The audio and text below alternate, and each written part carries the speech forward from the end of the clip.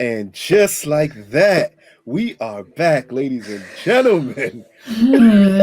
Okay, I'm gonna just let you have it for the rest of the season at this You point. might as well. People like it. They told me they like it when I say it just Hmm. like that. So we're going to keep on going with this here. Welcome back, ladies and gentlemen, to another review of the HBO hit. And yes, hit for all them people out there who question if this is a hit show. Just, just because you don't like it, don't mean this ain't a hit show. You just don't like it. But we're These are still facts. grateful. We're still grateful that you tuned into us to get a recap of a show you don't like. We are perfectly fine with that. It's your boy Lucas with my co-host, the Neo Soul Guardian Goddess Amaya Desire. Hey guys. So today we are going to jump really quickly into episode 7, and this was called Sex and the Window. I swear it sounds like a horrible pun for like a early 2000s like R&B song that will be called Sex in the Window. I definitely by hear artists it. we are not allowed to name ever again. Oh no, yeah, But okay. we know that's who this will be from. But in this episode, from the beginning, the most interesting part, we get a 3-month time jump right at the beginning of the episode. So that's going to be my first question. Because we went through this with another show from HBO. How do you feel about time jumps, and do you think this one was executed well? I do. I like the way that this one was handled because it's still, if that makes sense, right? It's calm. It's all you know is it's the same person, different seasons, and you know that the time has gone forward. There is no like misunderstanding with that. It was probably my favorite scene of the episode, just because I aspire one day to be able to shoot videos in such a manner, even if it's just for myself, like my own personal social media and stuff like that. But I thought it was dope. I liked it. Now we also get, which I think is one of the best scenes of this episode, and that's Seema with the gang as they're sitting down over lunch talking about Carrie, who meets with her book editor, who informs her like, "Hey, this is a great book you've written, but boy, have you killed all hope for love with your book. Maybe you should go out on a date, try dating, and see if you get a different perspective on a way to end your book." And then we get this wonderful scene at the table as it finally feels like all the women gelled together. Like we've seen multiple pairings so far to attempt to get the fourth. This one was the first time I thought, wow, this one really worked.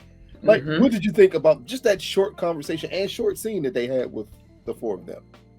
I liked it. I thought that it fit really well. It didn't seem awkward. It didn't seem off. It didn't seem, forced. I think it just worked, and just like that, there's a fourth.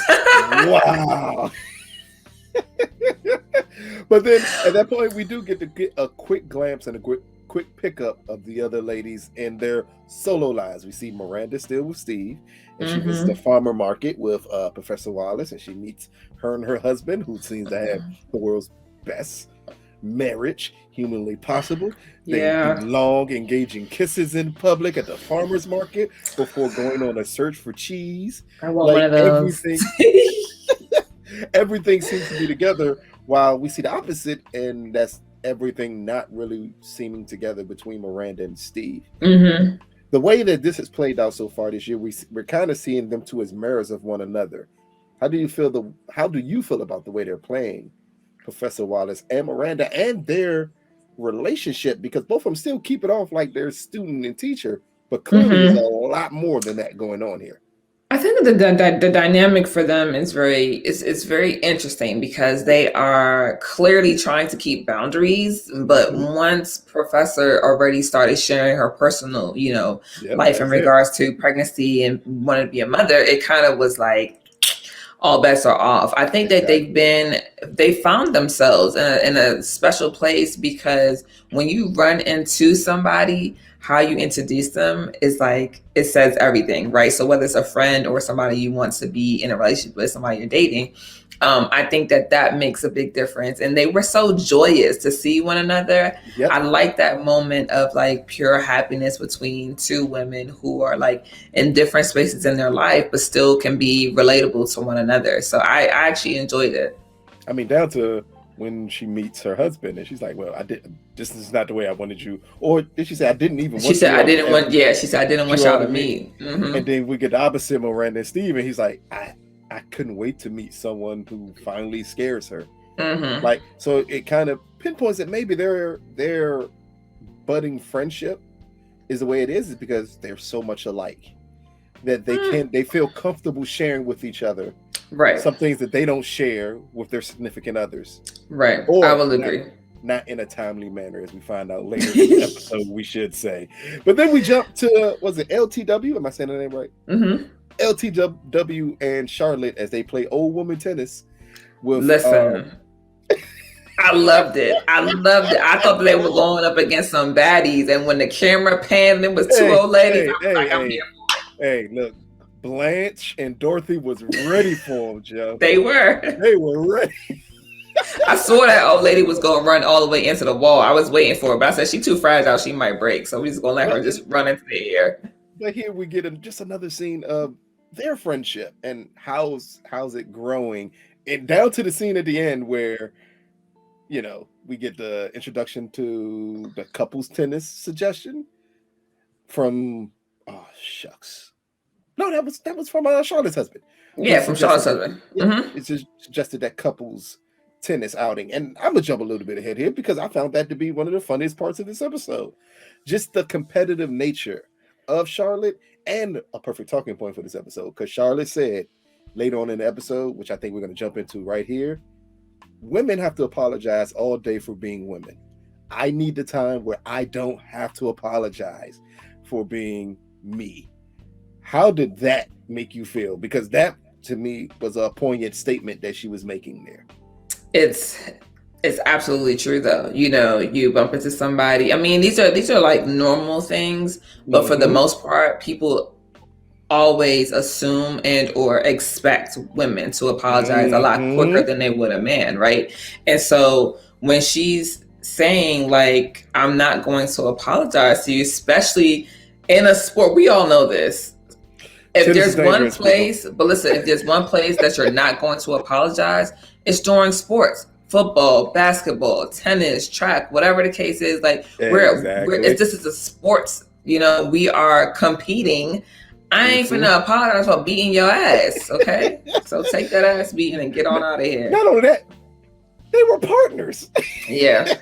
If you're not running fast enough, I'm just gonna have to run over you because I'm not losing. That's basically that was her motto there. It's like, I'm not losing. And if I have to run over you to make sure I don't lose, I was actually surprised she didn't.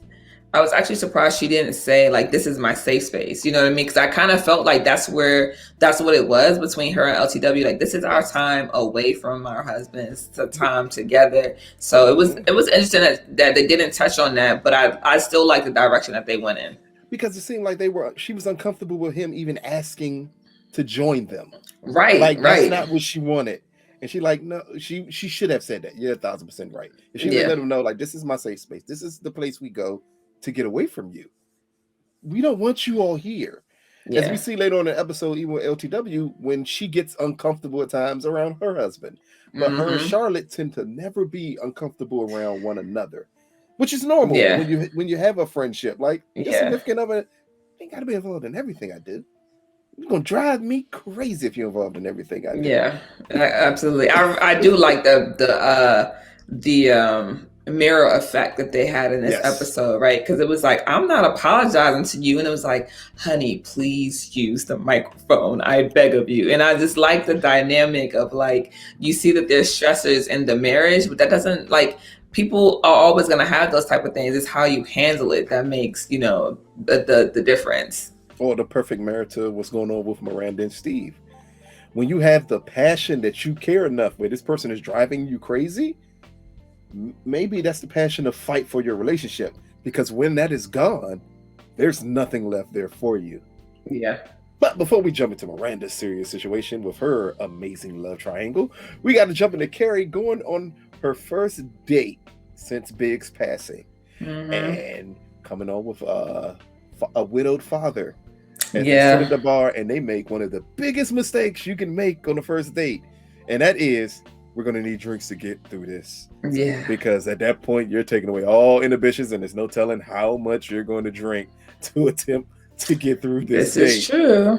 And here we get two grown people who just get blasted out of their mind and have what seemed like a fun date up until the end, where it became just the worst thing humanly possible. The vomiting, So let me just ask you, Miss Amaya Desire, have you ever had a date end this bad? No. Now, have I left that person and vomited later? Absolutely. Well, vomiting aside, this was just a bad ending to a date. It was. I mean, this is probably my least favorite scene of the episode. And I'll tell you why. I just felt like it was a bit cliche, or just too easy, right? Because when he said, this is my first date since my wife passed, it was like, okay, so this is how you guys bond. And I didn't like that. I wanted it to be like just her having to push past the uncomfortableness, the nervousness, the anxiety of it all, and just really like give it a fair shot. So I was very disappointed in the way that they played this scene, because I'm thinking it's just too easy for her to get out, and then for it to be this, this way. But whatever. But all that aside, it looked like they had an amazing time at the date. And yes, how did he get home? Yeah, exactly. Now, do you think the amazing time was just because of the alcohol?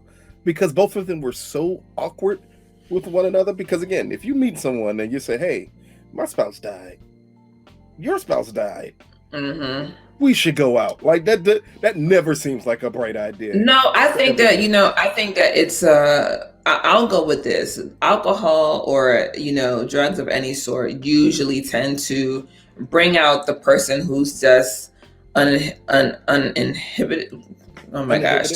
Yes, like I don't even know if that's the right word. I think I'm having a brain freeze apparently, but it just brings out your guard with the person that doesn't have the guard up. Right. When you are intoxicated, even if you get just a little tipsy, you're now a whole new person. You care more carefree, a little bit more open, a little bit more, excited to have dialogue, because now you don't you're not stuck up in that space of like having a stick in your ass, so to speak. Now it's just like, it's so I like that. And I do think that you can have a good date even with bad nerves. It just all depends about the chemistry of the people. And it could be that they're just friends, very friendly. It might not even turn into anything romantic. But as for now, I feel like they did vibe with each other in a way that they connected enough to, have a good time. Especially as we see later on in the episode with everything else that happens, that it had to be elements of the first date that worked. Yeah, absolutely. You just cross that thin red line. It's a balancing act to understand, like, I need to drink just enough to take the edge off. Yeah. So I can become more myself, more comfortable with you, but I need to not take it so far that I just get lost in everything around me. And that's what it seemed like. That's what happens here, is they got lost in everything around them. And speaking of someone getting lost in everything around them, then we get, to me, one of the most pivotal scenes of the episode, but also it could be considered a heartbreaking scene of the episode. And that is when Miranda attempts to spark something up with Steve in the kitchen. And at this moment, we realize that, it's not just Steve doesn't want to have sex with Miranda. She's not physically attracted to him anymore. And how, from everything we know about Sex and the City and these two characters, do you think there's any way of recovering from this scene? So I think that neither one of them, well, I won't say that. In this particular episode, Steve was willing. He was revved, he was turned, he was on, right? And then I feel like Miranda, what she did was she compared. And when you compare something, chances are it's going to be kind of like dead in the water before you even really give it. Because if you're going to say, I'm going to go get some lube, Well, go get the lube, jumpstart yourself, figure it out, give him some, sometimes you do have to guide people. You have to, I don't want to say teach them, but yeah, sometimes you got to reteach. Yeah, you guys are older. You have had marriage for a long time. There are going to be things that you need to relearn in a sense. And I feel like she was so infatuated with Che that she barely gave Steve an opportunity to navigate her body in a new space. And I get the spontaneity of it, but I do think that maybe instead of therapy per se, they need sex therapy. There's a big difference, right? Sex therapy is going in and actively saying, like, I want to be intimate with my partner. How do I make this happen? So I wasn't really a big fan of Miranda at this entire episode, to be quite honest. I just feel like she lacks motivation. She lacks the want or the need to even try, or not, let me not say try, to do. Okay, because when you try, you're barely making an effort. When you do something and you fail, you can actually say, like, hey, I actually tried that, it didn't work. But if you're not even willing to go the distance and to put in the effort to, because it's not just him, it's also you. You can't say that it has no pulse. It doesn't have a pulse because of you, right? So it's not like to say that he didn't try at all. I can say that he was distracted, right? We give him that. He was distracted. He should have been more attentive. Yeah. But listen, shout out to Steve for washing his hands. Okay. Thank you. And thank you. Okay. Well, I mean, it also showed that Miranda, at this whole episode or this whole season, we've seen from just the perspective of Miranda, of her saying what Steve's not going to do. Steve's not doing this. Steve's not doing that. But this entire time, I think it may have been her. Yeah, it's just that simple. Like, one, you see he's busy, but because you're turned on thinking of someone else, you want to attempt to jumpstart something with Steve. But at no point in time did you just want to start something with Steve because it was Steve. Right. So that means you're clearly, you don't have those feelings for him anymore, and you're trying to use him as a substitute. And again, you got to make effort, right? If you think about that for real, we've seen plenty of shows where stuff like that has happened. Some people make it a point, hey, we're going to go to dinner at this time, that this day, and I got us a hotel room, and you just, you got to give us something. You just can't be like, it don't have a pulse. Well, did you put the paddles, to the chest? Did you say Claire? You didn't. You was just like, time of death. Ended your marriage before he even had a chance to fight for it. And this is part of the reason why people aren't the biggest fans of Miranda this season, is because of these choices. But again, as you said earlier, sometimes it's not good to compare something that you've already seen, people, with something new in front of you. No difference here. So in other words, people who compare this to Sex and the City, you're Miranda right now. You are comparing this without giving this a shot because it's not what you're accustomed to being with, or it doesn't bring you that same feeling that you got before. And that's the issue here with her and Steve. It just didn't give her that. She attempted to make him do the same positions. Yeah. Like that. Not good. That is extremely disrespectful. That's a bad sign. If you've been with your husband for as long as she has, you should actually know what turns him on. Yeah. You should actually know what to do. Even to the point where Steve was like, oh, we don't have to stop. Like, I'm ready now. And she's like, I got to load the dishwasher. Yeah. I didn't like it at all. Sometimes sacrifice is needed to maintain your relationship. You're not going to always be in the mood for it, but that doesn't mean your partner's not in the mood for it, and you got to show effort to be in the mood for your partner at that time. Yeah, I agree. Then the next thing we got, again, we kind of touched on it beforehand with Charlotte and her husband, as he is still never going to get over her not saying sorry for knocking him down on the court, or LTW husband, who was just extremely frustrated with her the entire night at the auction because she just would not pick up that damn microphone. Don't worry about it. I've been yelled for doing the exact same thing, so I feel her pain. Sometimes you get uncomfortable. You're like, wait a minute. Oh, the mic goes up. Okay, and let me lift the mic up and talk. Like, you naturally talk, especially for anyone who naturally talks with their hands. The natural reaction is not to hold the mic. Right, exactly. But here we get just mirrors of each different couple from the Sex and the City universe, whether it be Carrie and her moving on, whether it be Miranda and her husband, whether it be Charlotte and her husband, whether it be Professor Wallace and her husband, or LTW and her husband. Mm-hmm. So I'm going to ask a very interesting question. Out of this episode, which couple did you think had the best relationship, or the healthiest? I'm not going to say the best, the healthiest relationship. I'm going to go with Professor and her husband. Really? Yeah, and the reason why I'll say that is because the ability. So it's a little bit of a tie, right? So one, LTW and her husband, I think that there's nothing wrong with them per se, right? I just find my personality and how I would probably be more aligned with the professor and her husband. You know, that whole thing where she's trying to like end the text message from reading to the sharp stop in the sidewalk, and I have a toddler, you know, and I was like, somebody get out the car and beat his ass, right, in front of the toddler that he got. Nonetheless, I don't condone violence, but I just think that that's all of them are realistic, right? All of them are realistic. The one that I probably like the least is going to be Steve and Miranda, because they're not communicating. All the other couples are communicating. Now, are they communicating in a way that we would see fit? Probably not. My favorite part is probably Charlotte cussing her husband out, not because she's cursing him out like in anger. She's cursing him out in passion. Like she wants this. She wants tennis. She needs, you know, she needs this.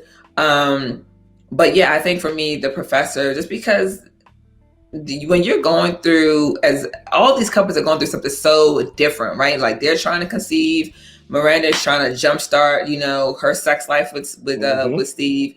LTW and her husband she's obviously telling him like, hey, like, I want you around. I don't want you to leave. I know you have a flight, but like, can you stay? So there are different things that they're all battling. And I think for the most part, they're learning to communicate in ways that shows progression and not like backsliding or stagnant, you know, being stagnant.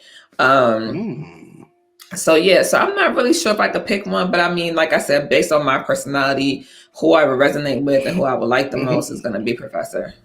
Wow, that was it. The moment you said it, it became a very interesting choice to me, because I feel at times her and her husband gloss over real issues with humor.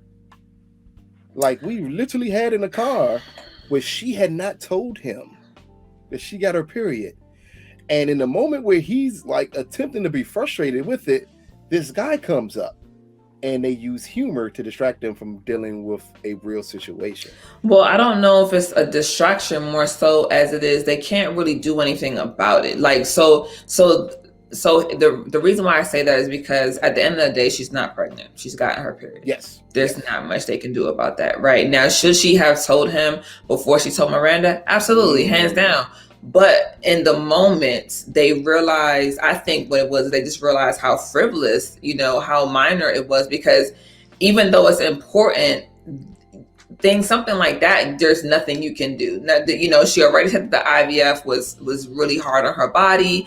And they've been having obviously lots of sex, you know what I mean? So I think that it's one of those things for both of them where you have to laugh to keep from crying, because I couldn't imagine going through 3 rounds of IVF, you know, missing your period and being like, I hope, and then your period comes and you're like, damn, like I think that is probably one of the best things that they could do for themselves, because to dwell on it and to really be serious about it all the time, I'm pretty sure would actually take a toll on the marriage. But that's just my personal thought process on it, because I just don't know how much one could take when you think about it, especially for something that you really, really want. That's like applying for your dream job and not getting, and always getting a rejection letter. You know, that's like applying to college and you want to go to Yale, but, you know, and you get every other college turns you down. So what do you do in a situation like that? I feel like you just got to make the best of it. So I think I only bring it up because we still know there's one underlining issue that she hasn't brought up with him yet. Which is what? She doesn't actually know she wants to be a mother yet. Oh yeah, that part. Yeah, like she still has not told him that, because her fear is he's going to leave me if I tell him I may not actually want to do this. But is it that she doesn't want kids, or is it that this has taken a toll and now she's like, she doesn't know if she wants to do this? Either way, she still needs to talk to him. I agree. Yeah. But I do feel like that is a more realistic conversation in regards to, like, you know, yes. Definitely. But definitely it still needs to be something that's talked about. But I mean, she has to ponder on it. I don't know, you know, and it's a safer space with Miranda than it is with him. Oh, definitely. Yeah. Because there's no real deep connection with Miranda. I can tell you this and keep it moving and not have to think about it after I say it. Right, exactly. But with him, that would be heartbreak to have to say it. I got my period, because everything that I've been through with you, Miranda is just someone who I know. Right. But for the couples, I always thought it was between LTW and Charlotte. And amazingly, both of them have little issues here. Really?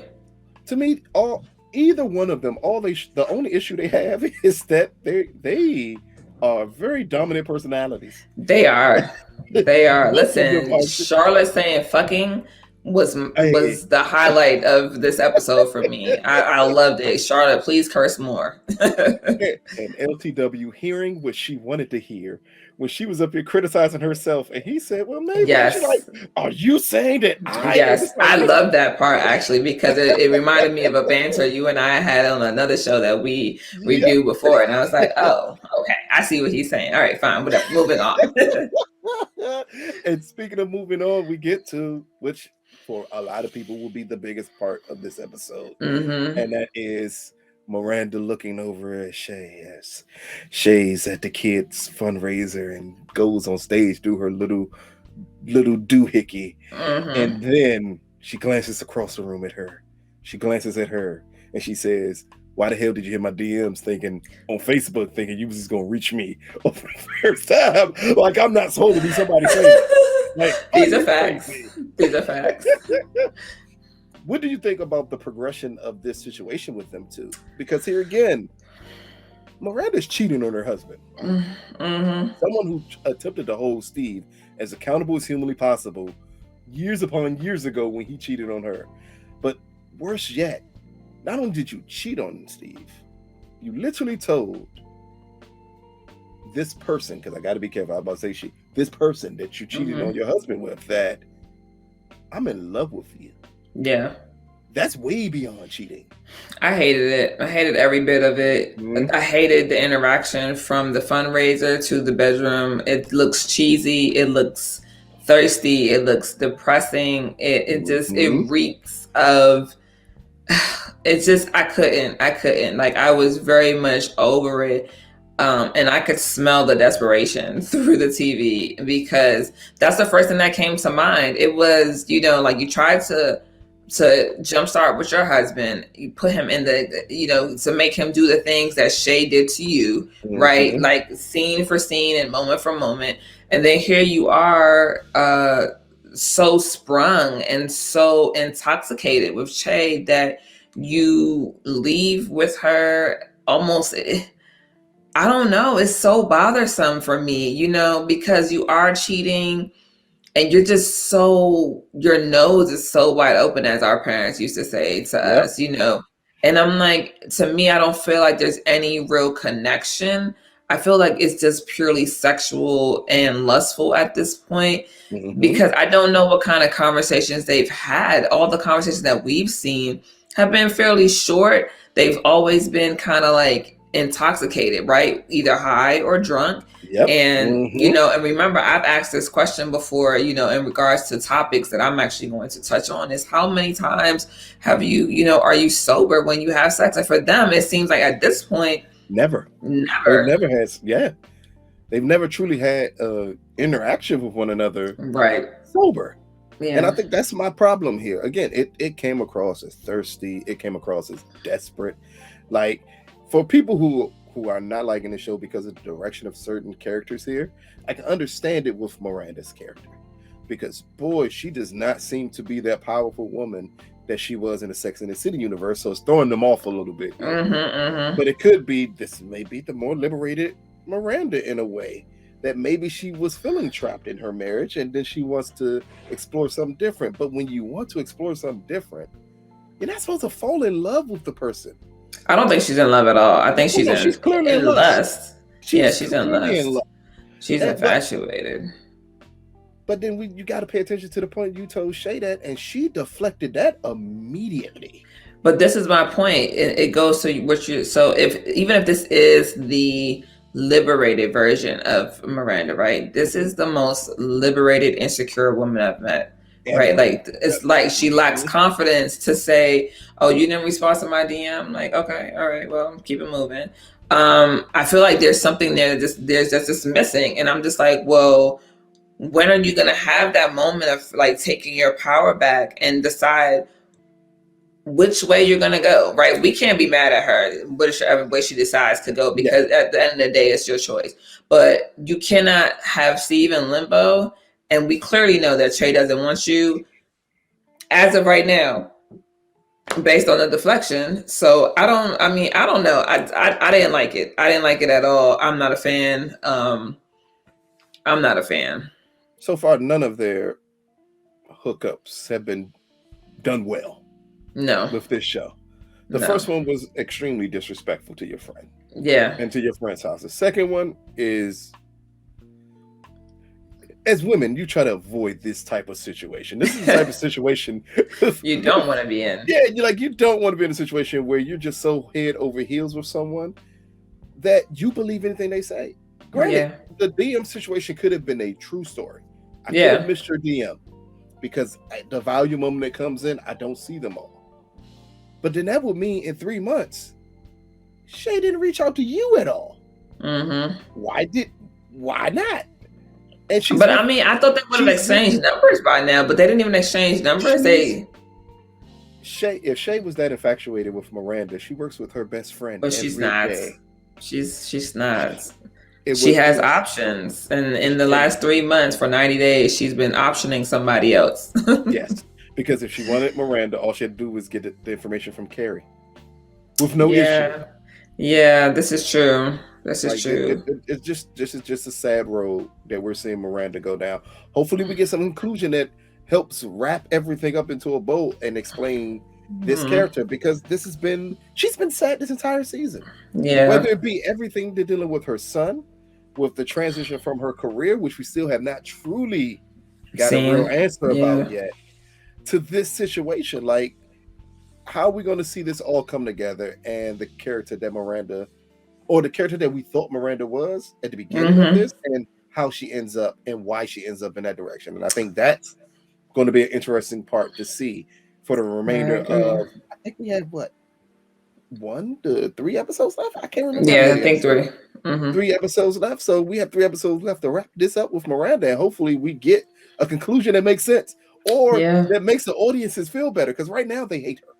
Yeah. And they have all rights to, because she's just making bad decisions. And you would think at this point in their lives, in your 50s, you would hope you don't still make the bad decisions that you do in your 20s, 30s, and 40s. But listen, ladies and gentlemen, people still do make those bad decisions. And speaking of a bad decision, and the way we're going to close out this episode, we get Carrie, who decides to let Charlotte auction her off as a sex writer for a date at a fundraiser full of married people. Yeah.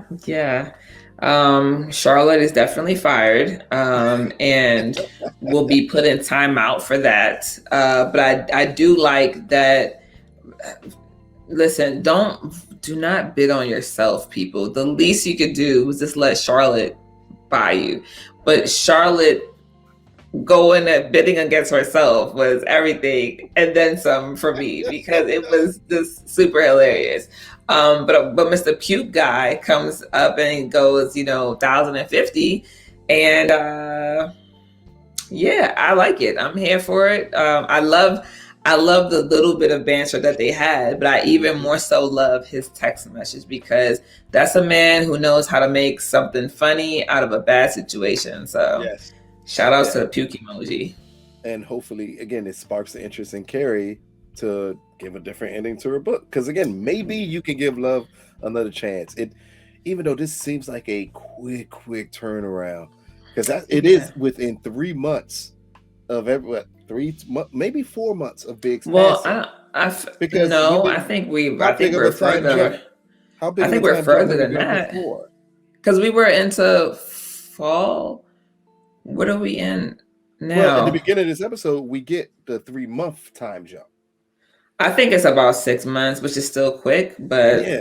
yeah. It's still a short period of time for her to get yeah, over the love of her life. yeah. I And agree. but it also shows that maybe sometimes people come along that you don't foresee as that person that you're going to be with, or even start dating, and maybe it's just a break from her norm, a break from the sadness that you need at times. So everything is not about necessarily moving on and getting married again. Maybe at times it's just to have fun with someone, to show me that life can still exist without the person who I love no longer being here. And I think that was the most important part for Carrie here, is for her to see that, along with Charlotte and her husband arguing over vintage tennis shoes, and her saying, as Demi Lovato said, sorry, but not sorry. I love it. Listen, give me Charlotte again in this episode. I love it. I love it. Every bit of it. So, what are your final thoughts on this episode, Sex and the Window? So I'm here for Carrie and another chance at love, putting her toe into the ocean.